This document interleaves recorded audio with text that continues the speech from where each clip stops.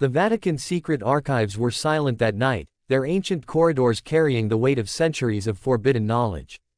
Deep beneath the apostolic palace, hidden behind layers of marble, steel, and secrecy, lay a collection of manuscripts the world was never meant to see.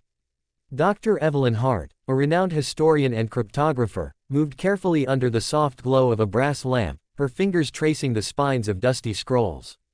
Her heart pounded with quiet anticipation. Tonight, she wasn't just researching, she was hunting. After years of decoding ancient texts and chasing forgotten rumors, Evelyn had followed a trail of cryptic references to one particular chamber, a section deliberately mislabeled in the archives. Inside, she discovered a small wooden case sealed with hardened crimson wax. Its surface bore the faint sigil of a cross, etched so deeply into the grain that it seemed to breathe with its own history. With trembling hands, she broke the seal and lifted the lid. Inside lay a leather-bound diary wrapped in faded silk, the material fragile yet strangely warm. The cover bore the insignia of the Knights Templar, the legendary order of warrior monks who rose to power during the Crusades, only to be hunted and destroyed in 1314 by King Philip IV and Pope Clement V. But what shocked Evelyn most was the inscription burned into the cover: "In tenebris veritas ladet, in darkness the truth lies hidden."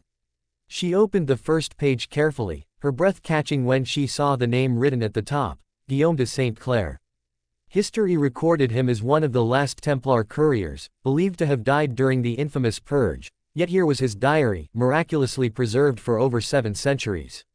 The handwriting was frantic, uneven, as though Guillaume had written in terror. Scrawled diagrams filled the margins, constellations, temple blueprints, symbols she couldn't yet decode. But the words weren't in Latin, Greek, or any known medieval dialect. The diary was encrypted in a cipher Evelyn had never seen before, geometric shapes intertwined with sequences of numbers, hiding its secrets beneath mathematical precision. Flipping to the second page, she found a line etched so forcefully it had torn the parchment: "The blood of kings is the key. Guard the Grail until the world is ready." Evelyn froze, staring at the words. Could this be proof of the Holy Grail? For centuries, historians and theologians had dismissed it as legend, but Guillaume's words suggested otherwise. And if the Grail existed, it wasn't just a chalice, it was something far greater. Before she could study further, a soft shuffle echoed through the dark corridor behind her.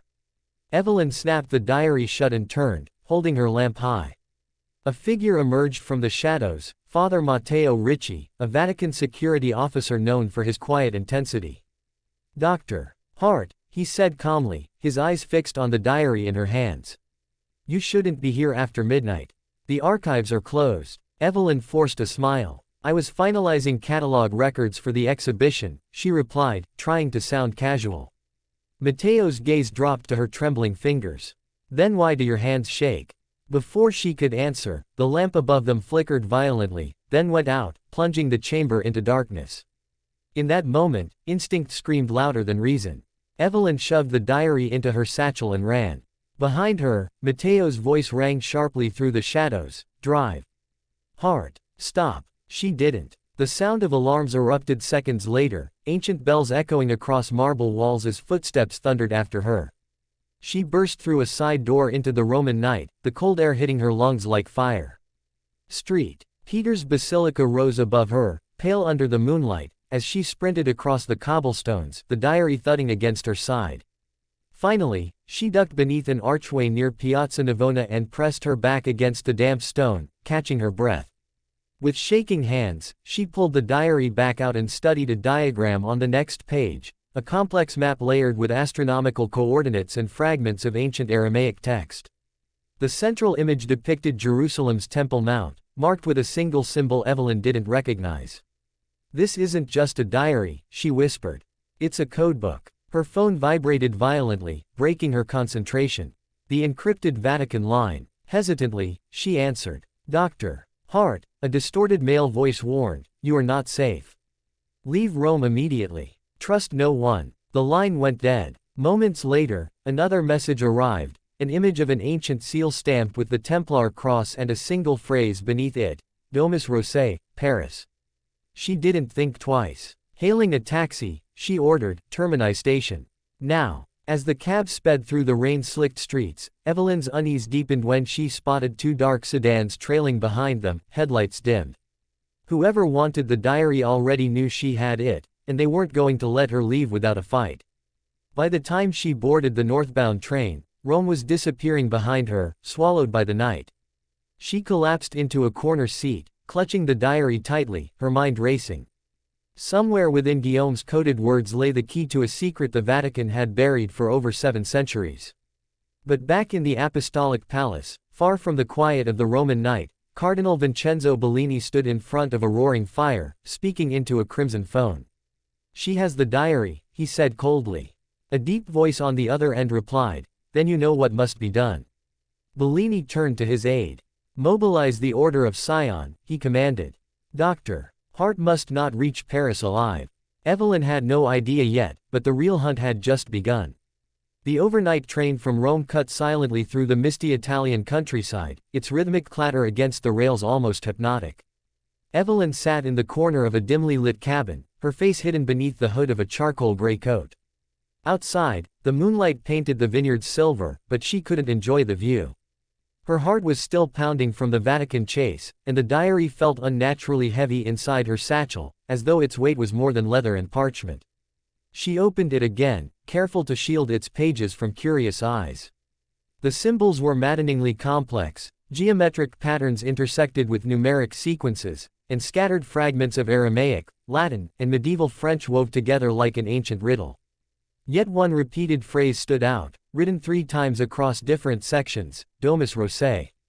The name was familiar. During her years of research, Evelyn had come across references to a secret Templar enclave known only as the House of the Rose, rumored to have operated beneath Paris since the 14th century. Some believed it was the Order's final refuge before their downfall, a place where relics and documents too dangerous to reveal were hidden away. If Guillaume's diary pointed there, Paris was no longer just a destination, it was a key. By dawn, the train screeched into Gare de Lyon, where Paris awoke beneath a shroud of rain and fog. Evelyn pulled her coat tighter and blended into the bustling crowd, but her instinct screamed caution. Shadows seemed longer, footsteps closer. The sense of being watched was inescapable. She made her way to the Bibliothèque Nationale, the French National Library, knowing its medieval archives might hold cross-references to Guillaume's cipher. Inside the towering halls, the scent of parchment and dust filled the air. She secured a private study room under an alias and laid out the diary beside old manuscripts. Hours passed as she pored over cryptographic references, mapping Guillaume's cipher against known Templar codes. Her mind raced, piecing together fragments of meaning like shards of stained glass. Slowly, a pattern emerged. The diary referenced not 1, but 3 locations hidden across Europe, each marked by the Templar cross combined with a strange spiral symbol. The first symbol aligned perfectly with Paris. She scribbled notes furiously, her excitement mounting, until the door creaked behind her. Evelyn froze. A tall man entered, dressed sharply in a dark overcoat, his wet boots leaving prints on the polished floor. He moved with quiet precision, his gray eyes fixed on her like a predator. "Dr. Hart," he said smoothly in accented English. "You're difficult to find." Her pulse quickened. "Do I know you?" she asked carefully, sliding her hand over the diary. "No," he replied, "but we know you." Before she could react, he stepped forward and produced a small silver medallion etched with a fleur-de-lis and a double cross, the insignia of the Order of Sion. Evelyn had read whispers about them in forbidden manuscripts, an ancient brotherhood older than the Vatican itself, sworn to guard secrets that could shatter the foundations of Christianity. "You have something," he said softly. "Return it, and you may leave Paris alive."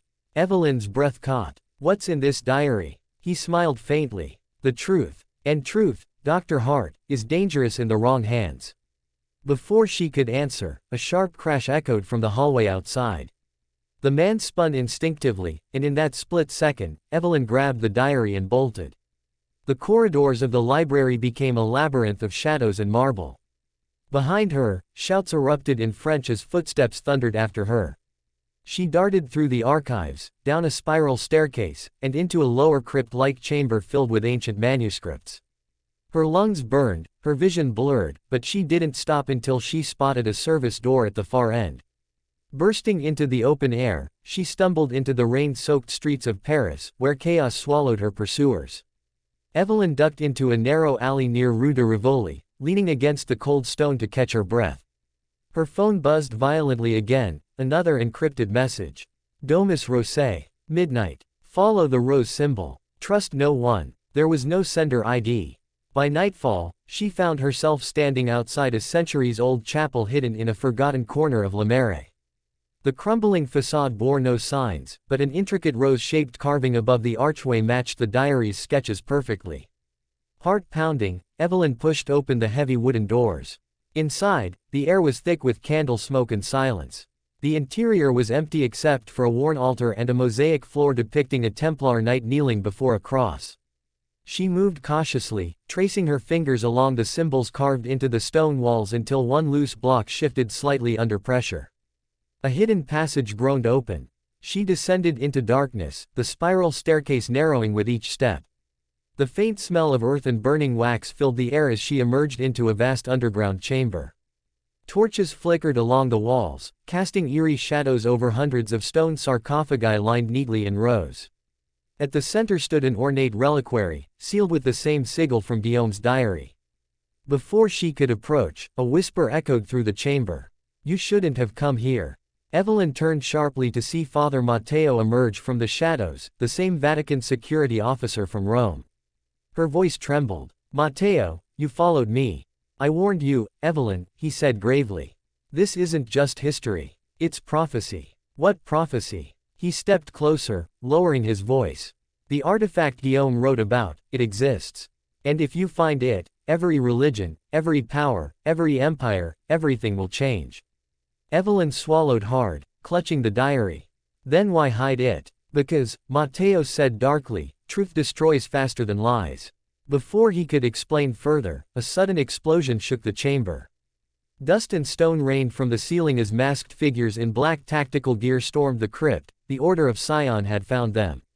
Torches fell, shadows danced wildly, and chaos erupted as Evelyn and Matteo dove behind a stone pillar. Gunfire echoed through the ancient catacombs, deafening in the confined space. Evelyn clutched the diary to her chest, her heart pounding louder than the gunshots. Matteo grabbed her arm and whispered urgently. "There's another exit. Follow me, now." Together, they sprinted through a narrow passageway carved into the bedrock, the sound of pursuit growing louder behind them. Evelyn stumbled but Matteo pulled her forward, guiding her through a labyrinth of tunnels until, finally, they burst into the damp night air along the banks of the Seine. The Parisian skyline glimmered under the rain, but there was no time to admire it. The order wouldn't stop until they had the diary. Evelyn knew now that Guillaume's secrets were far more dangerous than she'd imagined. And somewhere within his encrypted words lay the location of an artifact powerful enough to rewrite history. As they disappeared into the shadows, a single thought consumed her. If the Order of Sion was willing to kill for this, what would happen when the rest of the world found out? The hunt was no longer about history. It was survival. The rain-soaked streets of Paris were still behind them when the Eurostar train roared beneath the English Channel, carrying Evelyn and Father Matteo toward London. Neither spoke much during the journey. Exhaustion had dulled their bodies, but adrenaline still sharpened their minds. The encrypted diary rested between them on the small table, its worn leather cover stained from centuries of secrets. Evelyn stared at the faded symbols again, tracing Guillaume de Roussel's looping handwriting with trembling fingers. "The second marker," she whispered, "it must be in London. This spiral symbol matches the architectural patterns of old Templar chapels." Matteo leaned forward, his voice low and tense. "If this is correct, the Order of Sion will know where we're going. They've guarded this knowledge for 700 years. They'll always be one step ahead." She looked up, her green eyes burning with determination. "Then we'll need to get there first." By nightfall, they reached Temple Church in central London, the historic headquarters of the Knights Templar, built in the 12th century. The circular chapel stood silently beneath the dim glow of the street lamps, its weathered stones whispering stories of crusades, betrayals, and lost relics. Inside, the scent of incense lingered faintly. Evelyn's boots echoed against the stone floor as she studied the tomb effigies of armored knights lying with swords crossed over their chests. Each detail felt alive, as though the statues themselves guarded the secrets beneath their cold marble forms. It's here, she murmured. I can feel it. Matteo scanned the chamber cautiously, his hand never straying far from the small pistol hidden under his coat. Trust your instincts, but be quick. The order won't wait. Evelyn knelt near one of the effigies, comparing the engravings on its shield with Guillaume's coded drawings. Suddenly, she noticed something strange. A small spiral etched into the knight's gauntlet, the same spiral found throughout the diary. She pressed her palm against the carving. There was a faint click.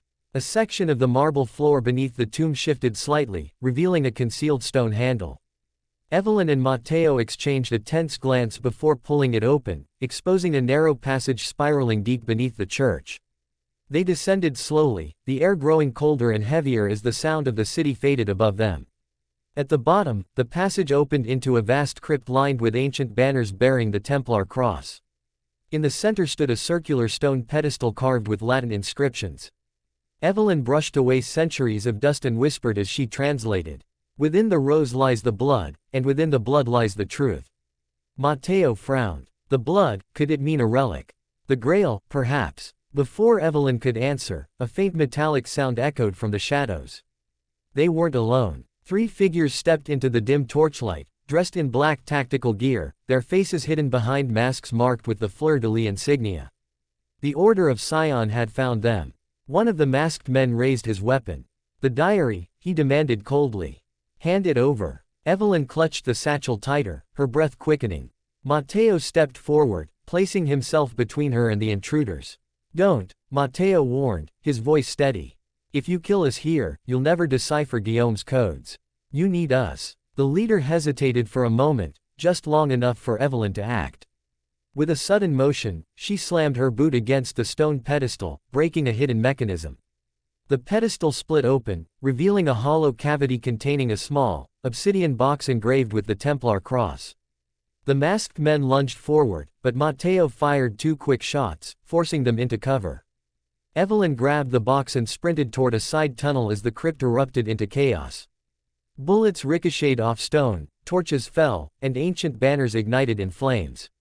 She and Matteo ran blindly through the twisting tunnels until they emerged onto the cold night streets of London, gasping for air beneath the flickering street lamps. Once they'd found shelter in an abandoned bookshop nearby, Evelyn carefully opened the obsidian box. Inside, wrapped in aged linen, lay a vial filled with dark red residue, centuries old, preserved as though untouched by time. Matteo's voice trembled. Is that blood? Evelyn nodded slowly, her mind racing. Not just any blood. Guillaume's diary keeps referencing Sanctus Sanguis, the Holy Bloodline. Matteo's face paled. The blood of Christ. She didn't answer immediately, but deep down, she feared he was right. If the bloodline were proven authentic, it could unravel centuries of religious doctrine, shifting the balance of power forever. Before they could process the discovery, Evelyn's phone buzzed with another encrypted message. You have found the blood. But beware, the 3rd key lies in Jerusalem. Trust no one. Matteo clenched his fists. Jerusalem, the birthplace of the Templars' final crusade. Evelyn took a deep breath, sealing the vial back into the box. Then Jerusalem is where we go next. Guillaume's prophecy ends there. But as they prepared to leave London, they didn't notice a lone figure watching them from across the rain-slicked street. The same gray-eyed man from the Paris library, his medallion glinting faintly under the streetlight. He spoke softly into a hidden earpiece. They have the blood. Proceed with Phase 2. The ancient walls of Jerusalem rose against the pale dawn, their golden stones glowing faintly under the early sunlight. Evelyn Hart stood on the rooftop of a small hostel in the old city, staring at the distant silhouette of the Church of the Holy Sepulchre. Beneath its domes, history and legend intertwined, and somewhere beneath its foundations, Guillaume de Roussel's final secret awaited. Father Matteo joined her, carrying the encrypted diary. His face was worn with exhaustion, his voice hoarse from sleepless nights. I cross-referenced Guillaume's last passages, he said, opening the worn leather book. He speaks of the 3rd key hidden where blood and stone meet, under the shadow of the sepulchre. It has to be there. Evelyn nodded, her gaze still fixed on the ancient church. The Order of Sion will expect us, she whispered. But we have no choice. If they get to the artifact first. Matteo finished for her, the balance of faith and power across the world could be rewritten forever. By mid-morning, they reached the crowded marketplace surrounding the church, blending into the throngs of pilgrims and tourists. The air smelled of incense, spices, and dust. Vendors shouted, bells tolled, and languages from across the globe collided in a chaotic symphony. Evelyn felt the obsidian box in her satchel, its weight a constant reminder of what they carried, the ancient vial of blood, possibly belonging to the most sacred lineage in history. Inside the church, soft candlelight danced on centuries-old icons and mosaics. Whispered prayers echoed beneath the domed ceilings as Evelyn traced Guillaume's final map across the stone floor, following faint Templar symbols carved into the tiles, invisible to most but clear to her trained eye. At the rear of the church, they found a narrow archway leading to an underground crypt sealed off from the public.